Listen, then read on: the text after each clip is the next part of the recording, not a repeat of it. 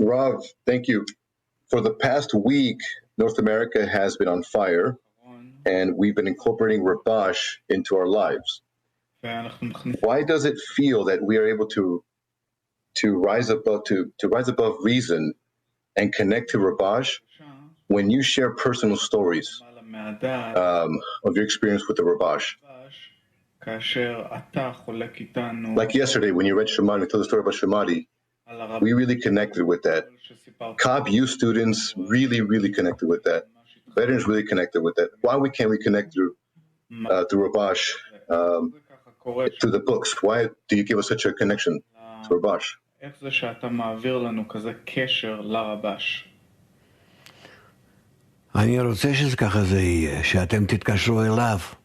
I want it to be this way, so that you connect to Him.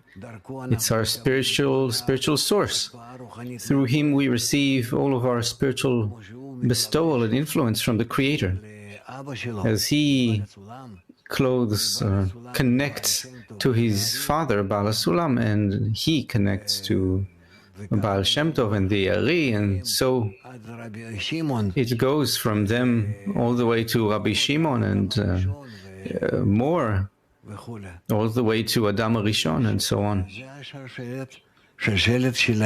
That's the chain of Kabbalists through whom we receive our connection to the Creator, our spiritual life. That's why I'm interested in you being or connecting to Rabash. I'm here only as an intermediary here, like a guide. But Rabash is the actual source of spiritual life. Yes. With that said, here in Los Angeles, we are actually going to start a Wednesday night Rabash night, where we're just going to get together, and it's all about Rabash. It's an hour and a half, and it's going to dive deeper into the article. We're also going to invite other tens in North America each Wednesday to join us to make sure we do this 10 to 10 connection as you instructed us. Thank you, Rob. Good.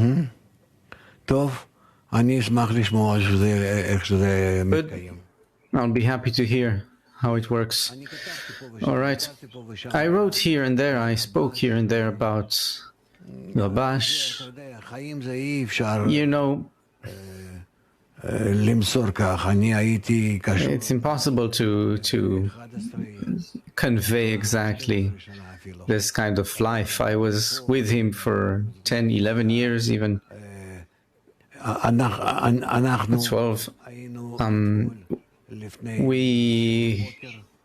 Before the morning lesson, we went to, I would take him at 3 a.m. for a dip in the water, then I'd take him to the morning lesson, then I'd bring him a cup of coffee, I would sit next to him and record and write down everything that's going on in the lesson, and after the lesson he would go rest and have breakfast. Then at 9 I'd go to him and we would go to various places, the park or the sea, the beach, to take a walk or to sit and talk, and that's how it was for 3 or 4 hours every day, just driving around, and then I'd bring him back home and he would sleep, eat and sleep for about half an hour, and then he would write the articles. Then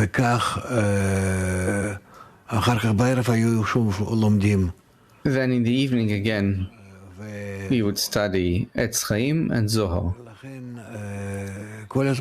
So I was always next to him. Only in the lunch break maybe where he would eat and sleep and write an article, I would work. And that's it.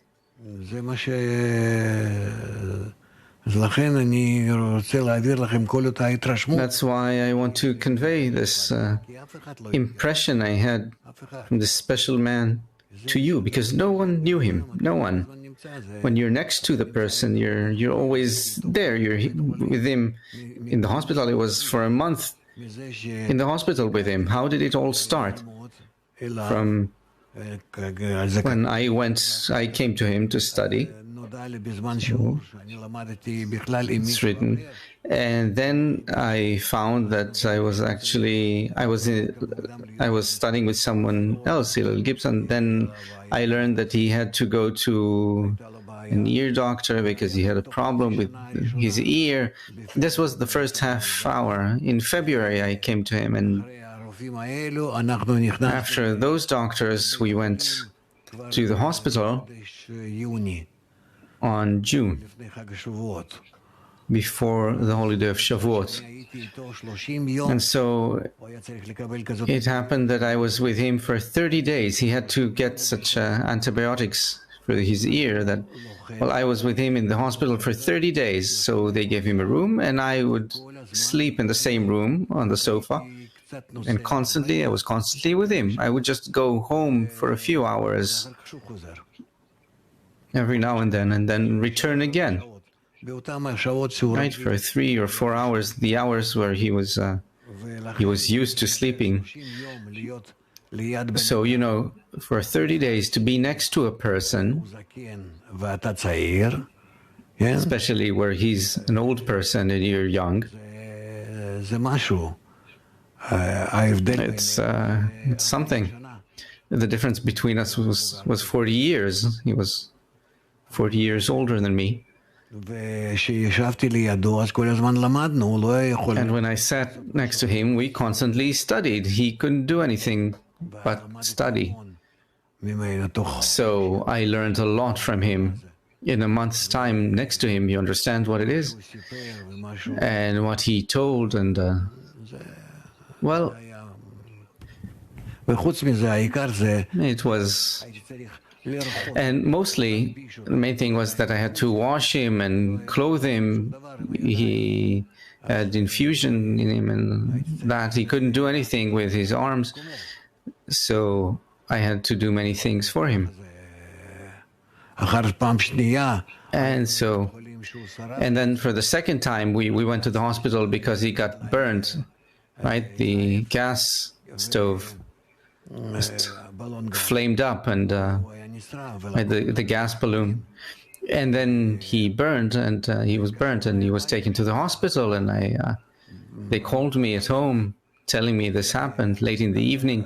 And I ran to the hospital, and then again I stayed at his side.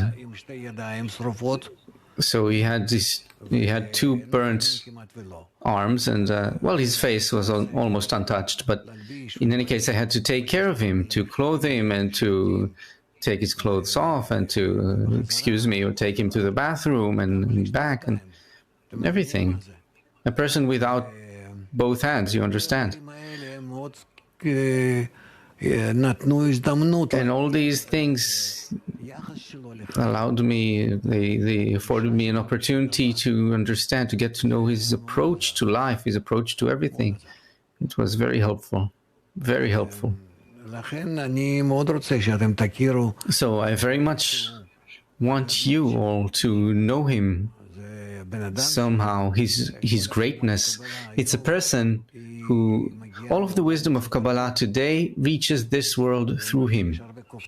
And even though there are many who jump, wanting to write more interpretations on the book of Zohar instead of Baal Sulam, and instead of the study of the 10 Sfirot, all these things, it's all passé, it's all wrong. I asked him about him also, and he said these are the final interpretations. Baal Sulam on the book of Zohar as well. There is nothing more. Even though people may add all sorts of commentaries and whatever they want to make it easier for you, like we did actually. I did it because people arrived who can't read in that style of the Zohar. And that's why I did it, but I talked about this with him as well, but more than that, no. and the study of the 10 Sfirot, there's no more interpretation to do. Even what Baal Sulam didn't interpret, and I asked Rabash about this, do we need to interpret Baal Sulam further? Tess, you can open each page to 10 more pages, you can elaborate. And Rabash said, no, it's not worthwhile. This is a person's inner work. It needs to bring him to inner connection through the text with Baal Sulam, and only that. And so all the interpretations and commentaries about Tess, as I see it, they are flawed. I cannot say that they are incorrect, but they are flawed with respect to the spiritual advancement of the person who reads them. All right, so we went out to... yes, Dudi. Just want to say a little word that there's a book that Senka Simeon Vidancourt published. It's called Always With Me. It's about all of the stories of Rav together with Rabash. Really, all of the stories that we hear throughout the lessons, meals, going together to Tiberias, the days in the hospital, etc. It's highly recommended. It's very moving. Senka did great work. He simply put together all of the stories. Anyone who wants to hear more such examples, and I read it recently, and it kind of renews everything. You can find it in our website, Always With Me. Well, and let's continue to faith above reason.